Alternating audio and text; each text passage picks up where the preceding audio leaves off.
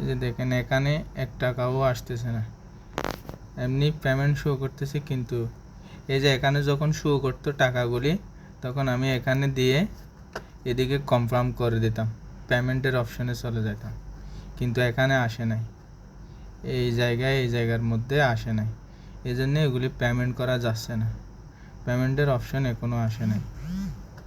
আমি আপনাকে আবার দেখাই, এই যে আপনার টোটাল ব্যালেন্স হচ্ছে এটা 2557, এটা যখন আমি এগুলি পে করতে যাব, অল পে বা সিলেক্ট পে যে কোনো একটাতে যাই না কেন, এই যে এটা আসতেছে না।